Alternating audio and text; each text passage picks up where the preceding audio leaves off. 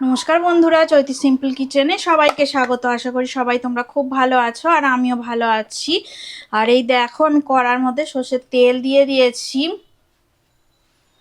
আজকে তোমাদের জন্য আবার আমি নতুন একটা রান্না নিয়ে চলে এসেছি। সবাইকে আমার চ্যানেলে অনেক অনেক স্বাগত আর অনেক অনেক ভালোবাসা। আর এই দেখো চিংড়ি মাছ, এই দেখো দেখতে পাচ্ছ তোমরা নিশ্চয়ই। এই ছোট ছোট চিংড়ি আমি দেখো খোসা ছাড়িয়ে রেখে দিয়েছি। আর চিংড়ি মাছের মধ্যে একটু নুন আর সামান্য একটু আমি হলুদ গুঁড়ো দিয়ে মাখিয়ে নেব।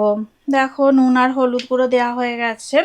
এবার চিংড়ি মাছটা আমি সুন্দর করে ভালো করে মাখিয়ে নেব। আর আজকে কি সবজি দিয়ে চিংড়ি মাছ করছি তোমাদের সাথে অবশ্যই শেয়ার করব। তোমরা স্কিপ করো না, ভিডিওটা পুরোটাই শেষ পর্যন্ত দেখো, আশা করি তোমাদের ভালো লাগবে। তো চিংড়ি মাছটা দেখো আমি মাখিয়ে নেব এবারে। তো দেখো নুন আর হলুদ গুঁড়ো ভালো করে চিংড়ি মাছের মধ্যে মাখিয়ে নিচ্ছি। আর ততক্ষণে দেখো তেলটা এদিকে বসিয়ে দিয়েছি। তো তেলটা ভালো মতন গরম হয়ে যাচ্ছে। এবারে মাছগুলোকে আমি ছেড়ে দেব। সুন্দর করে ধোয়া এবং পরিষ্কার করে রাখা মাছ দেখো একদম সুন্দর করে পরিষ্কার করে সাদা হয়ে গেছে একদম। চিংড়ি মাছগুলো এত পরিষ্কার করে ধুয়েছি। চিংড়ি মাছের মধ্যে অনেক ময়লা থাকে, সুন্দর করে পরিষ্কার করে ধুয়ে নেবে সবাই। তো আজকে দেখো আমি একটা সুন্দর রেসিপি তোমাদের সাথে শেয়ার করব, মনে হয় তোমাদের ভালো লাগবে। তোমরা স্কিপ করো না, প্রথম থেকে শেষ পর্যন্ত দেখো। বড়দের প্রণাম আর ছোটদের ভালোবাসা জানিয়ে আমি আমার রেসিপি এখন থেকেই শুরু করলাম। আর যারা নতুন তারা আমার চ্যানেলটা স্কিপ করো না, ভিডিওটা শেষ পর্যন্ত দেখো। ভালো লাগলে চ্যানেলটা সাবস্ক্রাইব করে দিও। আর এই দেখো সর্ষের তেল তো বেশ ভালোই গরম হয়ে গেছে। তো এইবারে দেখো আমি চিংড়ি মাছগুলো, এই যে নুন আর হলুদ মাখানো চিংড়ি মাছগুলোকে দিয়ে দেব, ভাজা করে নেব। তো মিডিয়াম ফ্লেমে রেখে আমি মাছগুলো দিয়ে দিলাম। আর চিংড়ি মাছগুলো মিডিয়াম ফ্লেমে রেখেই ভাজা করব।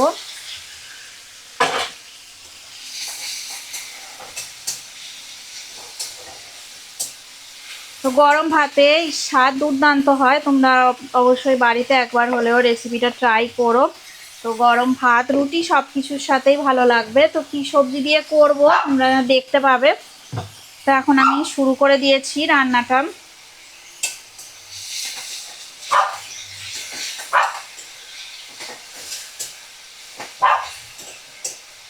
তো মাছটা দেখো আমি মিডিয়াম ফ্লেমে রেখে ভেজে নিচ্ছি। তো চিংড়ি মাছ আবার বেশি ভাজা করা যায় না, তো ভাজা করলে ভালো লাগবে না। আর নুন হলুদ দেয়া আছে। তো মাছগুলো দেখো হালকা করে ভাজা করা হয়ে গেছে। তো 5 মিনিট এইভাবে আমি ভাজা করে নেব।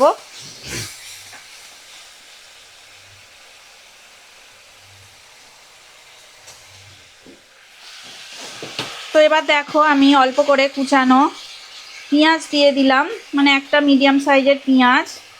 আর একটু সামান্য দেখো ধনে বাটা, এই যে জিরে বাটা আমি দিয়ে দিলাম। তো ভালো করে দেখো নাড়াচাড়া করে নেব। আর দেখো আমি দুটো কাঁচা লঙ্কা দিয়ে দিলাম টুকরো করে। কাঁচা লঙ্কা দিয়ে ভালো করে দেখো আমি মিডিয়াম ফ্লেমে রেখেই 2 থেকে 3 মিনিট একটু নাড়াচাড়া করব। তো চিংড়ি মাছ তো সবাই রান্না করতে জানো, তো আমি কেমনভাবে রান্নাটা করছি আর কি দিয়ে করছি তোমরা দেখো। আমি একটু অন্যরকম করে রান্নাটা করছি আজকে। তো দেখো আমার সামান্য আদা রসুনের পেস্ট একটু দিয়ে দিলাম, দিয়ে ভালো করে আমি দেখো মিক্সড করে নেব। পুরো রান্নাটা দেখো আমি এখন মিডিয়াম ফ্লেমে রেখেই করছি। তো আদা রসুন বাটা দিয়ে 2 থেকে 3 মিনিট একটু ভালো করে মিক্সড করে নিয়ে নেব। এইবার দেখো আমি হাফ চামচ কাশ্মীরি রেড চিলি পাউডার দিয়ে দিলাম। তো ভালো করে দেখো কষানো হয়ে গেছে। কাশ্মীরি রেড চিলি পাউডার দিয়ে 2 থেকে 3 মিনিট আমি কষিয়ে নিয়েছি। এবার দেখো ছোট ছোট টুকরো করে কেটে রাখা লাউ আমি দিয়ে দিচ্ছি। এই যে দেখো সরু সরু করে কেটে রেখেছিলাম।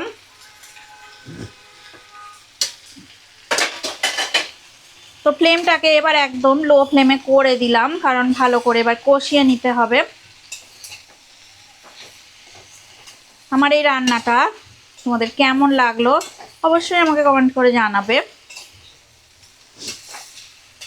আজকের লাউ চিংড়িটা একদম অন্যরকম ভাবে আমি বানিয়ে নিচ্ছি। তো দেখো আমি ভালো করে নাড়াচাড়া করে লাউ চিংড়ি মিশিয়ে নেব। আর ফ্লেমটা আমি আবারও মিডিয়াম ফ্লেমে করে দিলাম।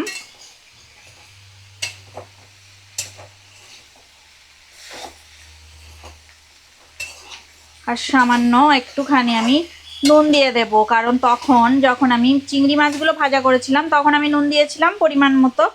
আর এখন দেখো আমি সবজির জন্যে নুন দিয়ে দিলাম।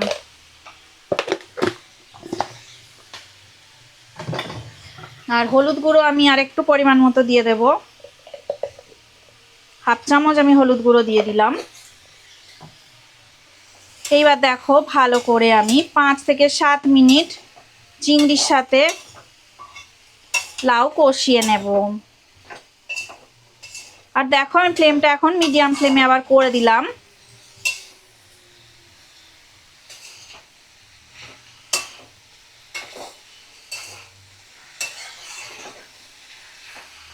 রান্নাটা তোমরা অবশ্যই বাড়িতে একবার হলেও ট্রাই করো, অত্যন্ত সুস্বাদু সুন্দর খেতে লাগবে। আর দেখো আমি একদম অন্যরকম ভাবে আজকে রান্নাটা করলাম।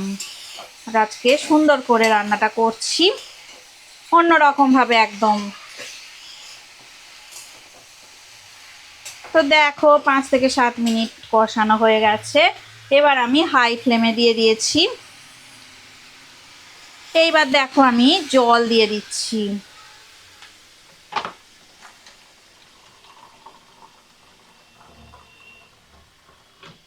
1 কাপ আর একটু সামান্য দেখো আমি জল দিয়ে দিলাম। দিয়ে ভালো করে নাড়াচাড়া করে আমি চাপা দিয়ে কিছুক্ষণ রান্নাটা হতে দেব।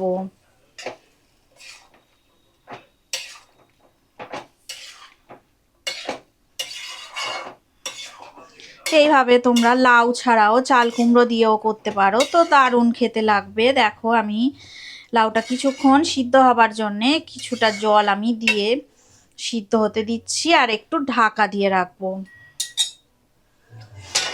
দেখো আমি ঢাকা দিয়ে রাখলাম এবং মিডিয়াম ফ্লেম থেকে আমি লো ফ্লেমে করে দিলাম। ফিরে আসছি 7 মিনিট পরে। দেখো আমি ঢাকাটা দেখো খুলে নিচ্ছি। জলটা দেখো অনেকটাই শুকিয়ে গেছে, একদমই শুকিয়ে গেছে বলা চলে। দেখো এই যে, তো এখন দেখা যাক লাউগুলো সিদ্ধ হয়ে গেছে কিনা। তো 7 মিনিট পরে আমি দেখো ফিরে এলাম। তো জল শুকিয়ে অনেকটা শুকিয়ে যায়নি, এখনো দেখো অনেকটাই শুকানো বাকি আছে।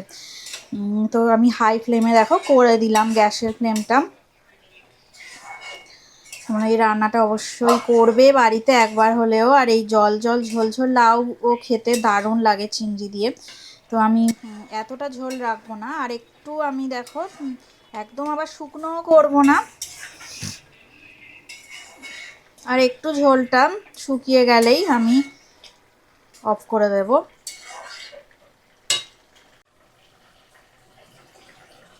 দেখো গ্যাসের ফ্লেমটা আমি এবার অফ করে দিলাম।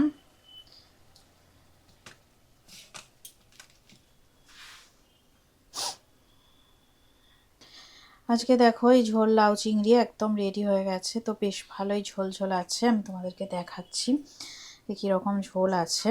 যে দেখো অনেকটাই জল আছে এখনো। এই যে আজকের এই রান্নাটা একদম এরকম লাউ চিংড়িটা ঝোল ঝোলই হবে। তো তোমাদের কেমন লাগলো অবশ্যই কমেন্ট করে আমাকে জানাবে। লাউ চিংড়িটা কত সুন্দর, দেখো কালারটাও কিন্তু দারুণ এসেছে, অসম্ভব সুন্দর একটা লাল লাল কালার এসেছে এবং ঝোল ঝোল মতো এই রেসিপিটা রান্না হয়েছে লাউ দিয়ে চিংড়ি মাছের ঝোল। রেসিপিটা যদি ভালো লেগে থাকে অবশ্যই লাইক দেবে, শেয়ার করবে আর কমেন্ট করে আমাকে জানাবে তোমাদের কেমন লাগলো। তোমরা সবাই ভালো থাকো, সুস্থ থাকো আর আমার রেসিপি এভাবে দেখতে থাকো। এতক্ষণ ধরে রেসিপিটা দেখার জন্য তোমাদের অনেক অনেক ধন্যবাদ। আর পুরনো বন্ধুদের তো অনেক ধন্যবাদ আমাকে এগিয়ে নিয়ে যাওয়ার জন্য। আর নতুন যারা বন্ধু আছো আমার চ্যানেলটা সাবস্ক্রাইব করে আমার পাশে থাকবে। আজকের মতো টাটা, পরে আবার নতুন রেসিপি নিয়ে তোমাদের সামনে আবার আমি চলে আসবো।